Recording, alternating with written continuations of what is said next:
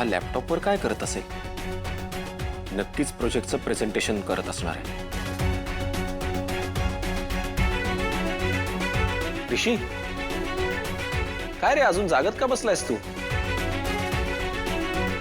नाही, प्रेझेंटेशन करायचं ना उद्या. नवीन प्रोजेक्ट आहे, त्याचं जरा प्रिपरेशन करतोय. अरे मग त्यात एवढं टेन्शन घेण्यासारखं काय की रात्रभर जागत बसावं लागेल? झोप ना. जस्ट चिल ब्रो, सगळं काही निवांत होईल. टेन्शन कसलं, थोडी रोज जागतो आणि प्रेझेंटेशन करायचं म्हणून जागतोय. अच्छा, बरं मला तरी दाखव नेमकं तू काय करतोयस ते. See, according to my point of view, आपल्याला जर का कन्झ्युमरला अजून अट्रॅक्ट करायचं असेल, आपल्या कंपनी बरोबर कनेक्ट करायचं असेल, तर आपल्याला कन्झ्युमर बेनिफिटचा इक्वली विचार करणं गरजेचं आहे.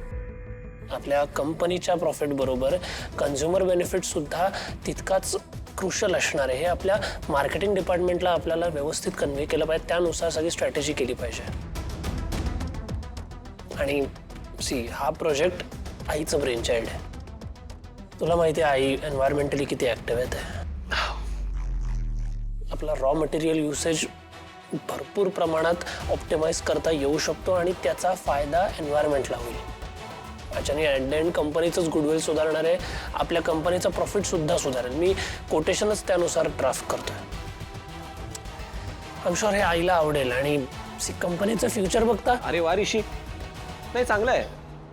म्हणजे अजून तू प्रेझेंटमध्ये सुद्धा नीट सेट झाला नाहीस आणि फ्युचरचा विचार करायला लागलास. गुड. पण आता झोप, आराम कर.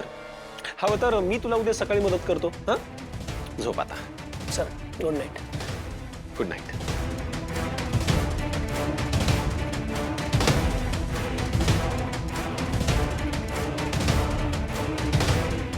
हा आईसमोर असाच गोड गोड आणि मोठमोठ्या गप्पा मारत राहिला तर आई लगेच त्याला फॉर होईल आणि सगळं ह्याच्या हातात देऊन बसेल.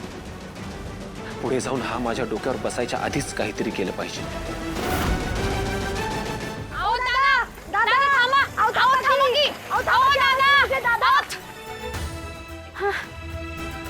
निंगे, अयो आता ग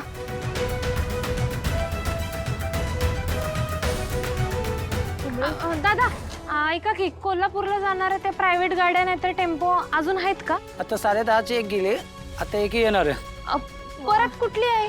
11 वाजता येईल तो. अयो 11 वाजता, लईच उशीर आहे की. हो, तो भाजीपाल्याची गाडी आहे ना. खंबळे, मी काय म्हणतोय, नाहीतर आपण उद्या सकाळच्या बसनं जाऊया. थांब की जरा वेळ थांबून बघूया, मग ठरवूया. पण मला असं वाटतंय जे गावल ते वाहनाने जाऊया आता आपण गावाला.